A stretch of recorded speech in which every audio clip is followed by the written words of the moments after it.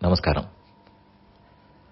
மாறுதல் என்பது மட்டும்தான் பர்மனன்ட்.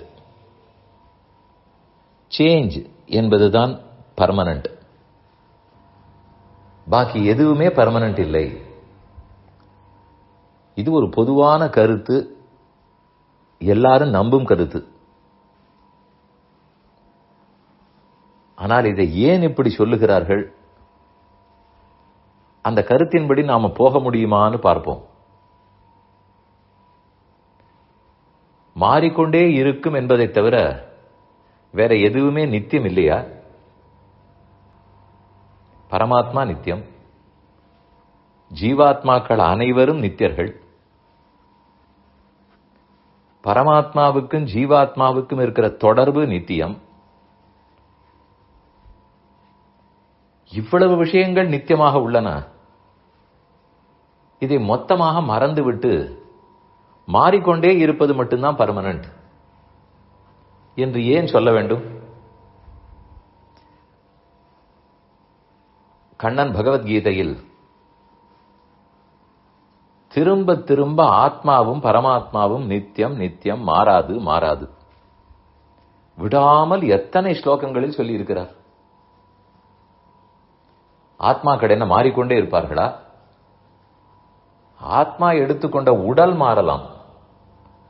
ஆத்மா எப்படி மாறுவார்? பரமாத்மா மாறிக்கொண்டே இருப்பாரா? இன்று ஒரு பரமாத்மா, நாளை ஒரு பரமாத்மாவா? இல்லை. ஆனால் அன்றாட வாழ்க்கையில் change is the only thing permanent. இது நாமும் கேள்விப்படுகிறோம், நாமும் சொல்லுகிறோம். அப்படியெல்லாம் தவறான கண்ணோட்டம் வேண்டாம்.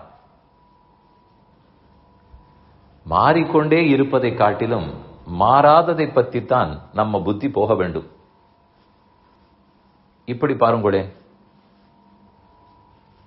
ராமாயணம் மாறிக்கொண்டே இருக்குமா? பாரதம் மாறுமா? பகவத்கீதை மாறுமா? மாறாது. ஒரு ஸ்லோகம் கூட மாறாது, ஒரு எழுத்து கூட மாறாது. ஆனால் அதனுடைய கருத்துக்களையே புரட்சிகரமாக சொன்னால் அதுதான் அப்பீலிங்காக இருக்கிறது. அதைத்தான் கேட்க பிடிக்கிறதுன்னு சொல்லலாம். புரட்சிகரமான கருத்துன்னா எது? பகவத்கீதை வாசிக்கிறோம், அதில் புரட்சிகரமான கருத்து என்றால் நம்முடைய இத்தனை ஆச்சாரியர்களும் ஒத்துக்கொண்ட கருத்திலிருந்து வேறுபட்டு இருந்தால் புரட்சின்னு நினைத்துக் கொண்டிருக்கிறோம். ரெவல்யூஷனரி தாட் இப்படி சொல்லும் போதே அது அகெயின்ஸ்ட் ட்ரெடிஷனல் தாட்ஸ் என்று கூடவே நாமே முடிவு கட்டி விடுகிறோம். பழமையான கருத்து என்பதும் புரட்சிகரமான கருத்து என்பதும் முரண்பட்டவை அல்ல. அப்படி நினைத்தால் அது நம்முடைய தப்பு. புரட்சிகரம்னா எது? மக்களுடைய நன்மைக்காக பழமையில் சொல்லப்பட்ட கருத்துக்களையே எல்லாருடைய நன்மைக்காகவும் ஆக்கி கொடுப்பது. எனக்கு இது தோன்றித்து என்பதற்காக நான் எடுத்து சொல்ல போனால் இப்போது அது புரட்சிகரமா இருக்கும், அப்பீலிங்காக இருக்கும். பல்லாயிரம் பேர் ஓஹோ இப்படி இருக்கிறதே, பழமை இவ்வளவு நாளும் ஆச்சாரியர்களா இப்படி சொல்லியிருக்கிறார்கள், இந்த கருத்து புதுசாக இருக்கிறது, பாராட்டு கூட கிடைக்கும்.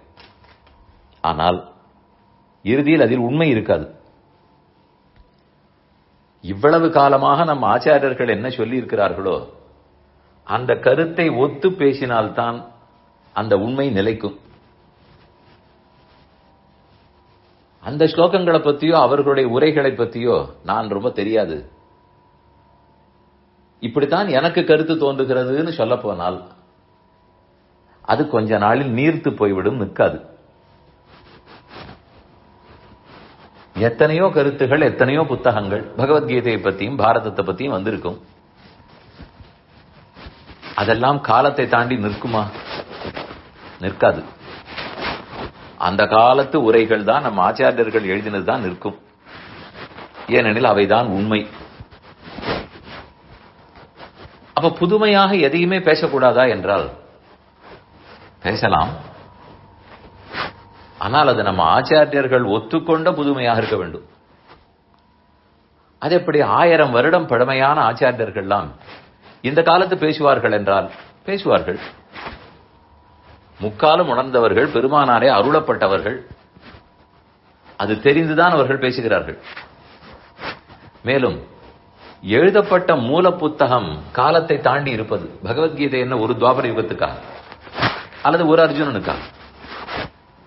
எப்ப இந்த மூல நூல் எல்லா காலத்தையும் எல்லா மனிதர்களையும் தாண்டி நிற்கிறதோ அதை பற்றி சிந்தித்து அதில் பக்தியோடு எழுதிய நம் ஆச்சாரியர்களுடைய வாக்கியங்களும் காலத்தை தாண்டித்தான் இருக்கும். அதனால் பேசும்போது இப்படிப்பட்ட ஆச்சாரியன் கூறினார் என்ற அவர் பெயரையும் சொல்லி அவருக்கு நன்றியும் தெரிவித்துத்தான் நாம பேசவே வேண்டும்.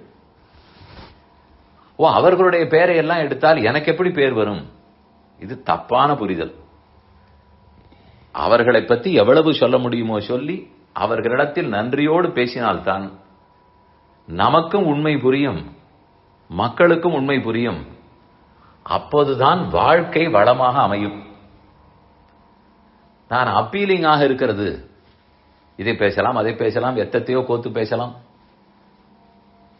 ஜனரஞ்சகமாக பேசலாம், எல்லாம் செய்யலாம். ஆனால் உண்மையை பேச வேண்டும்.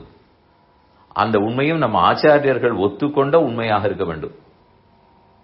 அது மாறவே மாறாது. அதனால சட்டென்று சேஞ்ச் இஸ் பர்மனன்ட் என்று சொன்னவுடன் என்னமோ எல்லாமே மாறிக்கொண்டே இருக்கிற போகிறது.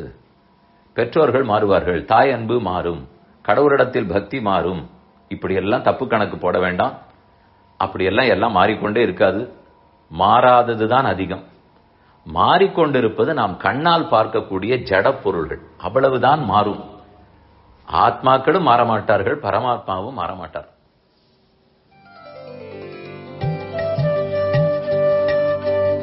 இந்த என் பணி ஆடியோவை உங்களுக்காக வழங்கியவர் வேலுக்குடி ஸ்ரீ கிருஷ்ணன் சுவாமி. இந்த ஆடியோவை தினமும் உங்கள் மொபைலில் பெற கிஞ்சித் என் பணி KINCHITENPANI என்ற ஆப்பை கூகுள் பிளே ஸ்டோரிலோ அல்லது ஆப்பிள் ஐஸ்டோரிலோ டவுன்லோட் செய்து கொள்ளவும். தினம்தோறும் இது போன்ற உபன்யாசங்களை கேட்டு மகிழவும்.